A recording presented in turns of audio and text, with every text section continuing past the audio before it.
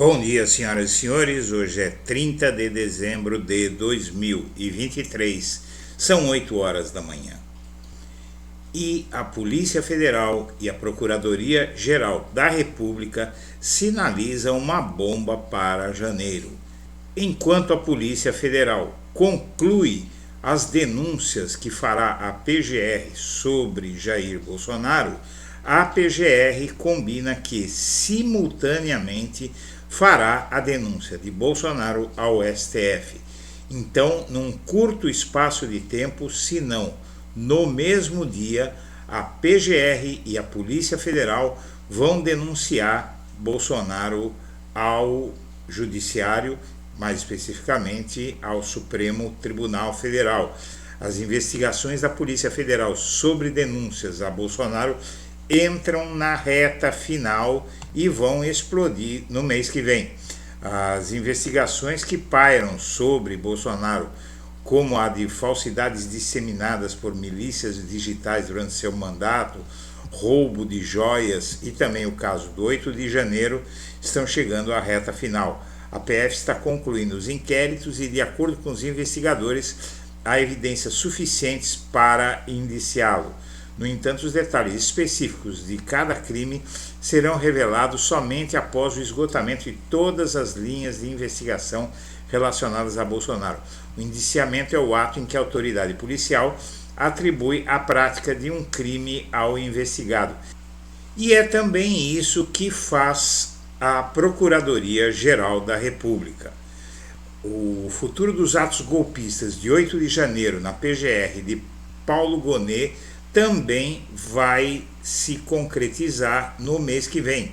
O novo PGR, como era previsto, chamou para si as investigações no Supremo sobre os atos golpistas e agora ele deve fazer também a mesma denúncia, porque tanto a Polícia Federal quanto a Procuradoria-Geral da República fazem o que ficou convencional chamar de indiciamento, ou seja, acusam as instâncias sequentes no processo penal que alguém vai ser denunciado para responder um processo criminal na justiça.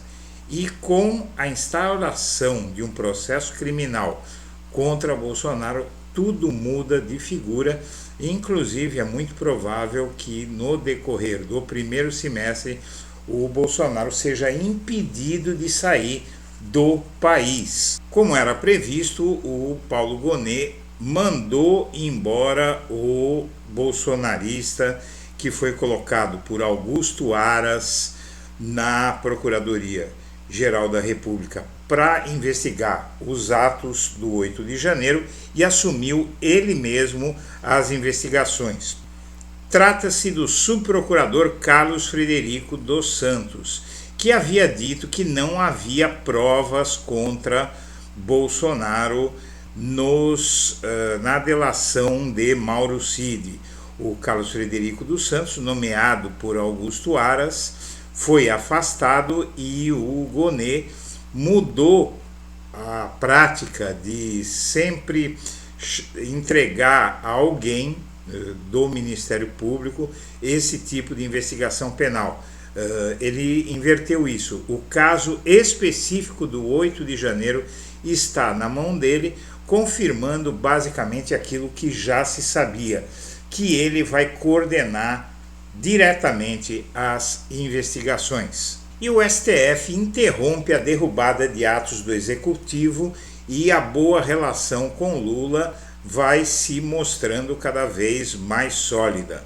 Apesar disso, novos testes estão à vista, mas tanto Lula quanto o próprio STF já decidiram manter essa espécie de aliança tácita em defesa da democracia.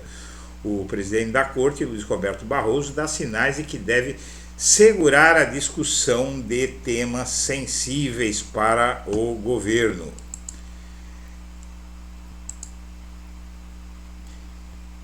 E Lula é alertado sobre risco de não dar prioridade à segurança pública. É uma matéria aqui do portal Metrópolis, que na verdade tem um foco: Lewandowski.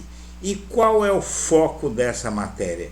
De que Lewandowski não teria experiência, veja só, diz a matéria que existe o temor no governo de que Ricardo Lewandowski não tem experiência com o tema, que passou a ser central na pasta devido ao recrudescimento das crises nos estados.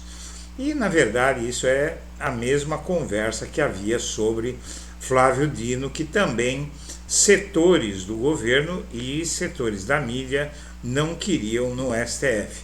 Então ficavam plantando essas notinhas aí, mas, na verdade, dizer que um ex-ministro do Supremo Tribunal Federal, que ao longo do seu mandato, vamos dizer assim, né? Na verdade não é bem um mandato, o ministro do STF tem um cargo vitalício até os 75 anos, mas ao longo de quase 2 décadas no Supremo Tribunal Federal, analisando incontáveis casos criminais, não tem experiência para ser ministro da Justiça, não tem experiência em segurança pública, é uma piada. Pré-candidatos da direita em São Paulo superam a esquerda nas redes sociais.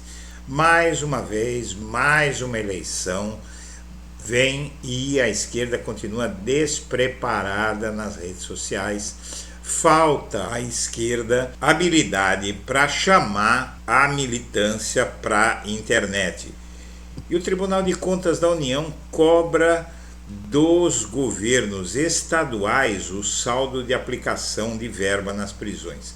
Na verdade, aqui a manchete não explica o seguinte: você tem um fundo penitenciário nacional que é distribuído para os estados.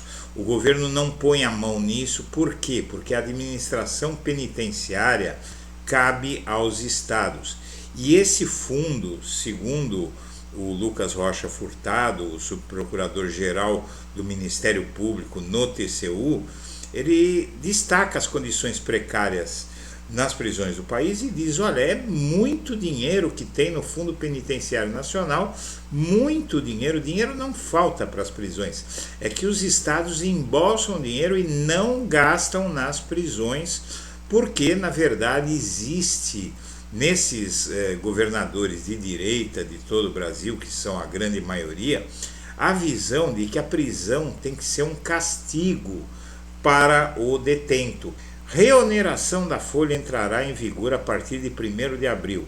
Sob pressão, o governo federal adiou por 90 dias a reoneração da folha de pagamento das empresas, vai voltar a pagar impostos e com uma medida provisória recém divulgada pelo governo, e agora vai diminuir um pouco a gritaria contra o pagamento de impostos pelos empresários.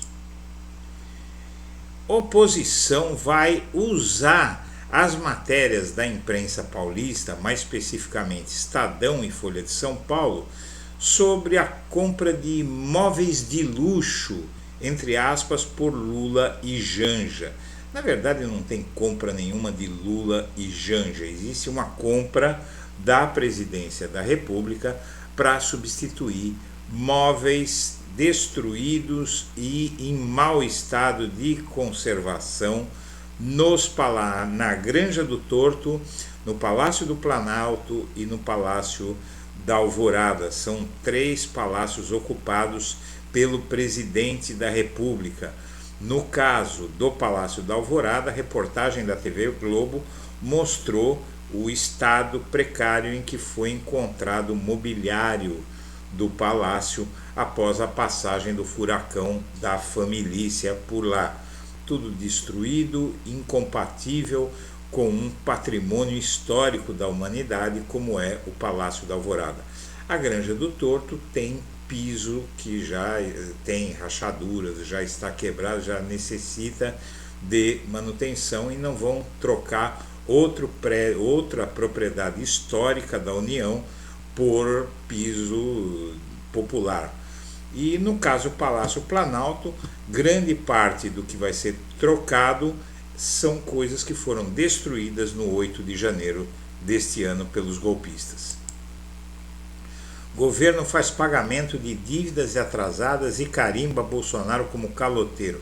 Trocando em miúdos, o governo federal vai pagar dívidas com aposentados, pensionistas e pessoas que venceram o governo, a União, na justiça e que não estavam sendo pagas porque o Bolsonaro adotou uma política de não pagar nada que ultrapassasse um determinado teto que ele arbitrou ali, e acima daquele teto não se pagava nada e dava o calote mesmo e pronto. O Lula vai pagar. Volta aquele colunista da Folha de São Paulo e do jornal O Globo a dizer que não existe raça no Brasil e que não há racismo no país. Recentemente veio a público que aumentou drasticamente, em curto espaço de tempo, a quantidade de pessoas que se assumem como pardas no país.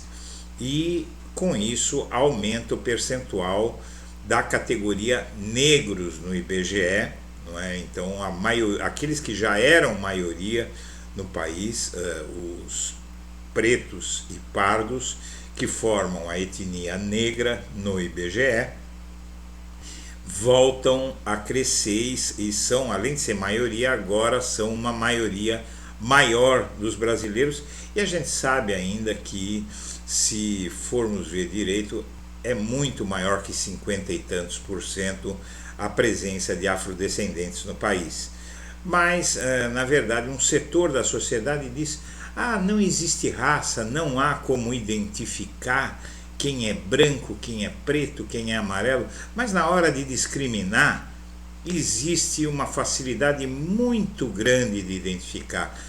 Eles, da elite branca, não é, da qual eu não me orgulho de pertencer, sabem muito bem que na hora de discriminar alguém por não ser branco, entre aspas, não é?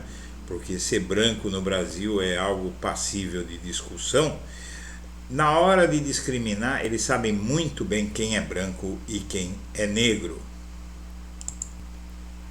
E por fim, sob Lula, o número de turistas internacionais supera pela primeira vez a marca pré-pandemia, ou seja, em novembro, mais de 500 mil estrangeiros visitaram o Brasil, e o Brasil tinha deixado de ser um destino, mesmo depois da pandemia, tinha deixado de ser um destino turístico no mundo por conta dos conflitos políticos que há por aqui.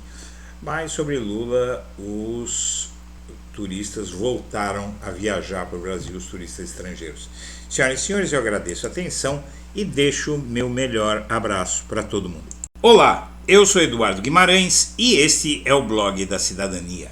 E foi graças a você que o Blog da Cidadania chegou a 500 mil de inscritos. Mas a luta continua. Vamos levar a tantos quantos possamos os fatos como eles são e a verdade como ela é. Por isso, inscreva-se no canal, acione o sininho das notificações e deixe o seu like.